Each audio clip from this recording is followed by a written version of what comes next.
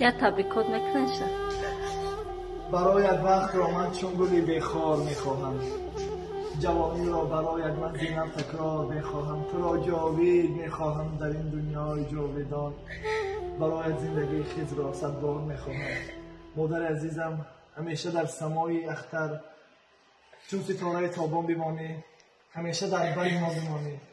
از خداوند متعال تمنا آن را میکنم که در روان شما همیشه تبسم مهویدا باشد، زیرا مادرم، استادم، اپم، راهنمای حیاتم شما هستید.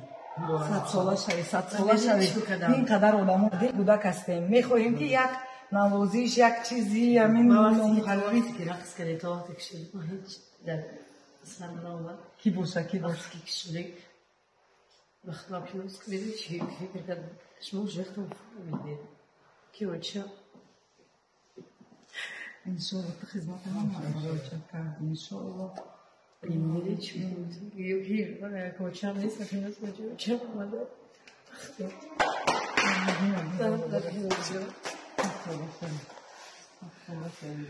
تو حال این شانس برای مردها نبود، فقط زنها رو به کاری فابریک دعوت میکردیم.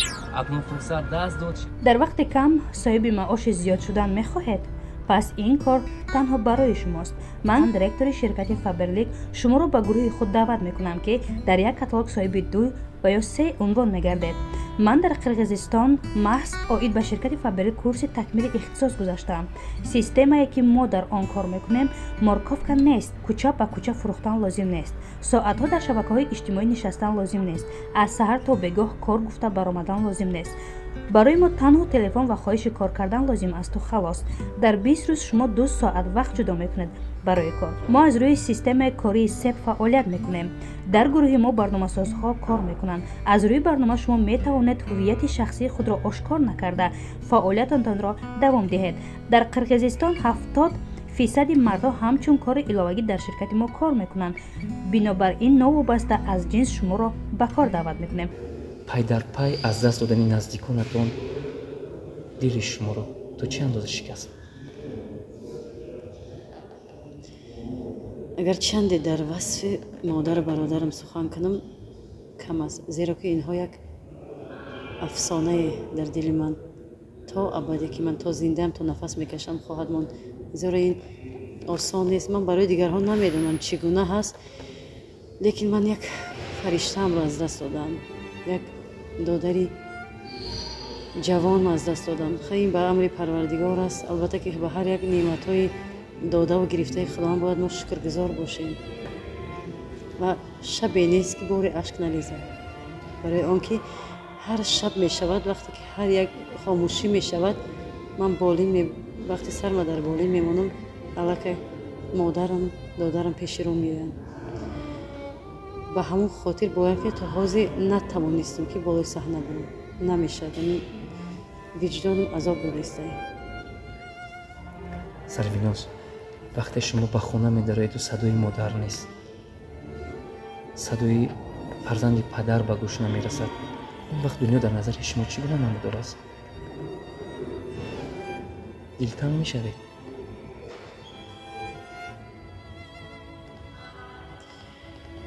میگم که دشواره به زندگی کردن.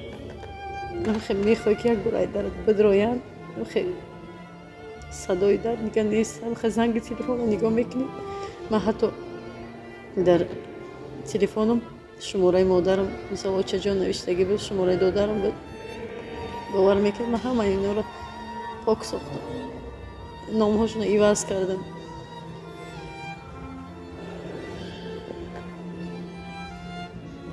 سرویناز عزیز، صبر میخوایم شما.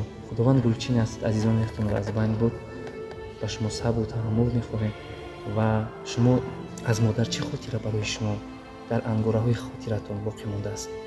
چه سخنی مادر تا هنوز شما رو یادی اون کس در دل شما زنده میگرداند؟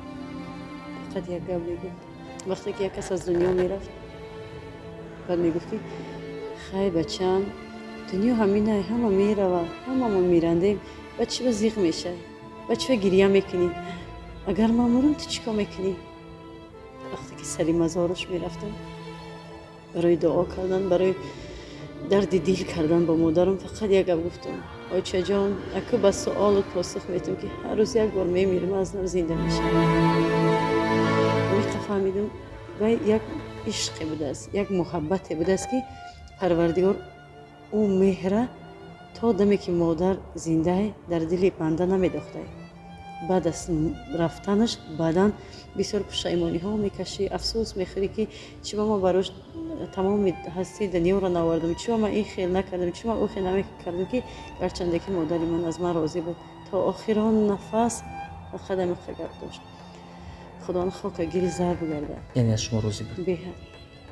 دوستان شما میدونید که ما با باوری حرف میزنیم و همیشه شرکت های باورینок رو به شما توصیه میدیم.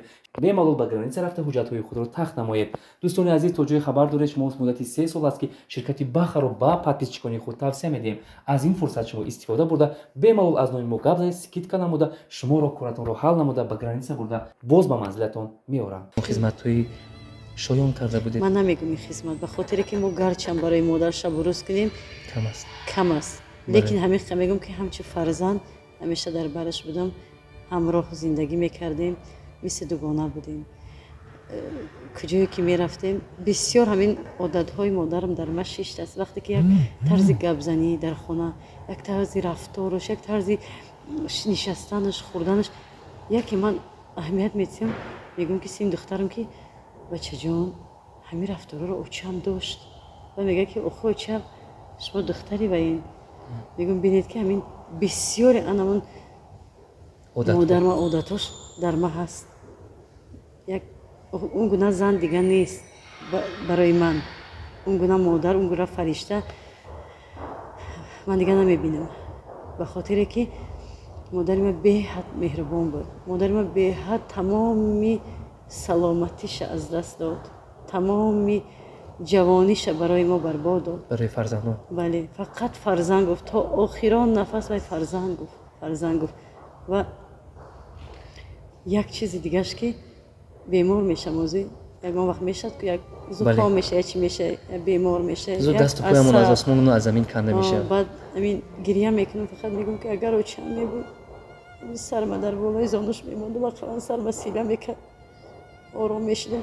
میگفت که وقتی که یک تایمو کسال میشتیم همین هیچ وقت همین سخناش فراموش نمیشه. ای خدا جان همین دردای همه را مرا بته. یگانه مادر است که از خدا درد فرزند چه به خودش طلب میکنه. دیگر هیچ کس چنین جرأت ندارد که پیش پروردگار درد طلب کند. روح مادر شاد باشه. از صبر میخوایم به آنهایی که امروز ها مادرشون رو از دست دادن، چی در ملک غریبن چی در تاجیکستان. و هر یک شما صبر جمیل میخوایم. اپای سربناز در ایام جوانی از دست دادن برادر برایتان چگونه بود؟ چی سبب شد که یک بار برادرتان در عین جوانیش فرزندو نشد؟ فرزندش؟ بله. رها کرد و رفت. برادر من از من 1 سال خورد بود. 38 ساله بود. از من 1 سال خورد بود. طولی چند سال بود بیماری قند داشت. لیکن زندگی میکرد. آدم ها 100 ساله ها با این کسل مثال با این درد میزیند. او بعد از همین مرگ مادر برای اونها ممکن نیست بسیار فکر کردن، عصبانی شدن، غم خوردن. او بسیار یک درون به درون سوخ چگونه که تاجیکا میگن که او را غم خورد. ما داریم کمی خیمت. بله. بعدم فکر میکنم وقتی دکترها آمدن درداشو نیافتن، 3-4 روز بیمار شد، دردشو نیافتن. بعد از مرگ مادر 5 ماه گذشت. در 5مین ماهش خیال میکنم که همین بیماری که به سر همه آمد، بله کرونا ویروس، بله همین بود. به خاطر که تنها 3 روز بیمار شد. گفت که من همه جا میسوزه، در میکنه. وقتی که بلنسه بردیم بیمارخانه بردیم، ماشین یاری تجلیلی آمد و پای خودش رفت، از اونجا دیگه برنگشت. و بعدا دکترها گفت که این در بدنش همین کسل شده بود.